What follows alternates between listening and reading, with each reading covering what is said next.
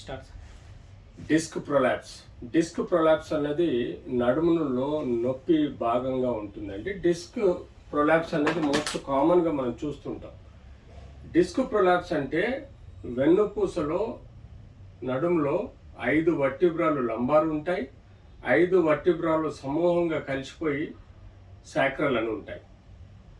వీటి ఎముకల మధ్యలో ఈ డిస్క్ అన్నది ఉంటుంది. ఇది రబ్బర్ లాగా, మన షాక్ అబ్జర్వర్ లాగా మనకు హెల్ప్ చేస్తుంది. అంటే వెహికల్కి షాక్ అబ్జర్వర్ ఉంటుందో అలాగా మన గుడి షాక్ అబ్జర్వర్ లాగా మనం ఎగిరి దుంకినా కూడా ఈ బోన్స్ మధ్యలో ర్యాపిడిటీ అది ఇంజురీ లేకుండా ప్రొటెక్ట్ చేస్తుంది. ఈ డిస్క్లో చుట్టూ ఆయిల్ సీల్ ఉంటుంది.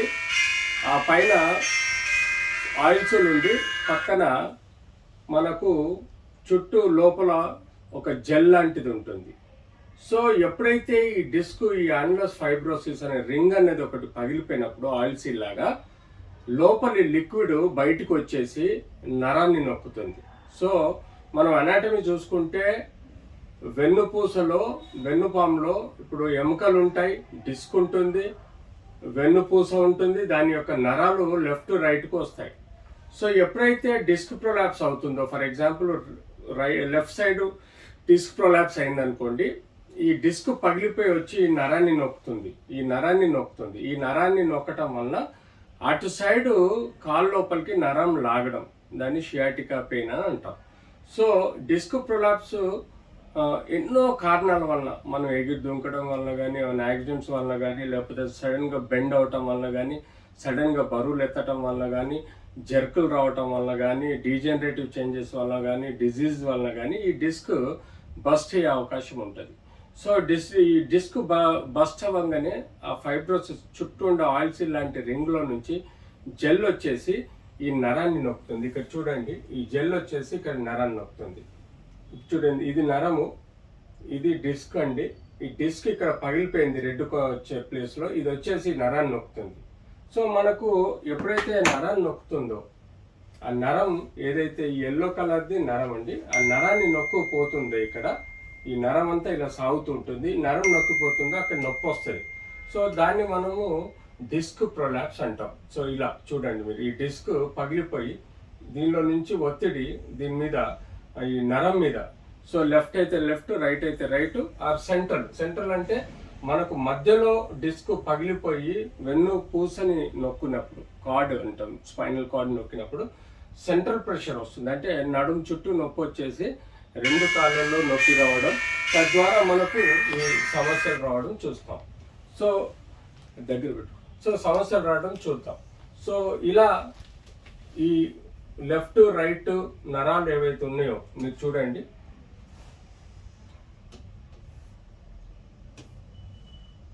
ఈ లెఫ్ట్ రైట్ సైడ్ నరం ఈ డిస్క్ పగిలిపోయి బయటకు వచ్చింది. ఇది యాన్యులస్ రింగ్ అంటామండి. ఈ డిస్క్ బయటకు వచ్చి నరాన్ని నొక్కుతుంది.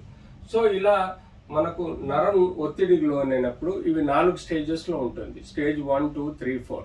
స్టేజ్ 1లో ఒక 25% ప్రెషర్ ఉంటుంది. స్టేజ్ 2లో 50% ప్రెషర్ ఉంటుంది. స్టేజ్ 3లో 75% ప్రెషర్ ఉంటుంది. స్టేజ్ 4లో 100% ప్రెషర్ ఉంటుంది. సో మనం గ్రాడ్యువల్గా స్టేజ్ 1, 2లో ఎలాంటి సర్జరీ అవసరం లేదు. బెడ్ రెస్ట్, ఎల్ఎస్ బెల్ట్, కొన్ని పెయిన్ కిల్లర్స్, వాపు నొప్పి తీసే పెయిన్ కిల్లర్స్, నరానికి సంబంధించిన పెయిన్ కిల్లర్స్, న్యూరోపతి తగ్గించడానికి ఇవి ఇచ్చి రెస్ట్ ఇచ్చి బెల్ట్ ఇవ్వటం వల్ల, ఫిజియోథెరపీ చేయటం వల్ల, అంటే మజిల్ స్ట్రెంథనింగ్ చేయటం వల్ల ఈ ప్రెషర్ తగ్గిపోయి మనకు నొప్పి తగ్గే ఆస్కారం ఉంటుంది.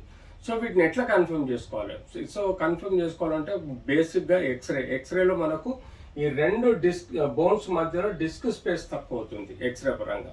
సో కానీ మనకు కన్ఫర్మ్ కావాలంటే ఎంఆర్ఐ కానీ సిటీ స్కాన్ చేస్తే ఈ డిస్క్ ఎంత మేరకు బయటకు వచ్చింది, ఏ నరాన్ని నొక్కుతుంది, ఎంత ప్రెషర్ ఉంది అనేది క్లియర్గా మనకి ఎంఆర్ఐలో కనబడుతుంది. యూజువల్గా ఏదైనా అసోసియేటెడ్ నడుము నొప్పితో జ్వరం ఉంటే జనరల్గా మనం బ్లడ్ టెస్టులు చేసుకొని ఆ బ్లడ్ టెస్ట్లో మనకి ఎలాంటి వ్యత్యాసం తేడా ఉన్నా కూడా దాన్ని బట్టి మనం ఆ డిజీజ్ ఇన్ఫెక్షన్ ఉందా, ఇన్ఫెక్షన్ లేదా, ఏదైనా అదర్ కారణాలు ఉందా అనేది మనం రూల్ అవుట్ చేసుకోవాల్సిన అవసరం ఉంది. సో ఇలా మనము డిస్క్ని ఎంఆర్ఐ ద్వారా కన్ఫర్మ్ చేసుకోవాలి, బ్లడ్ టెస్టుల ద్వారా డిజీజ్ ప్రాసెస్ని చూసుకోవాలి.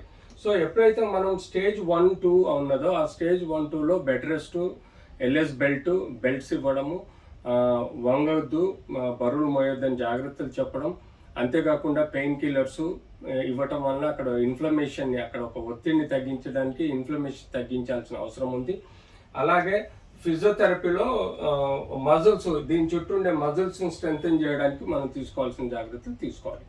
సో స్టేజ్ 3లో మాత్రం ఇన్ కేసు 6 నెలల వరకు నొప్పి తగ్గలేదు, స్టేజ్ 3లో కానీ 4లో కానీ 6 నెలల వరకు నొప్పి తగ్గలేదు, న్యూరలాజికల్ వీక్నెస్ అంటే పక్షవాతం లాగా ప్రెషర్ పెరిగి కాళ్ళలో వీక్నెస్, మూత్రం కంట్రోల్ లేకపోవడం, ఇట్లాంటి ఏమైనా లక్షణాలు కనబడితే దాన్ని బట్టి మనం అర్థం చేసుకోవాల్సింది ఏంటంటే స్టేజ్ 3 స్టేజ్ 4లోకి వెళ్తున్నట్టు.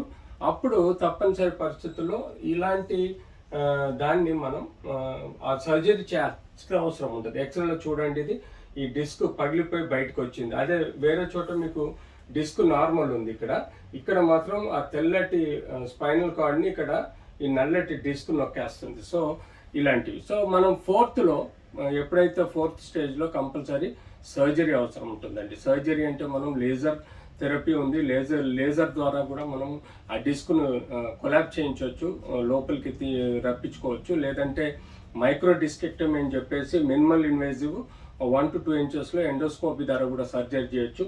మూడోది కీహోల్, అంటే అదే ఎండోస్కోపీ ద్వారా కీహోల్ ద్వారా కూడా మనం లోపలికి వెళ్ళి ఆ డిస్క్ను తీసేసి నరాన్ని ఫ్రీ చేయొచ్చు.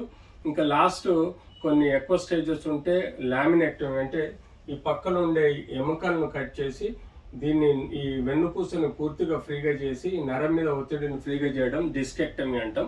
లామినెక్టమీ, డిస్కెక్టమీ చేయటం వల్ల వాళ్ళు మంచి రికవరీ ఉంటుంది. Next question.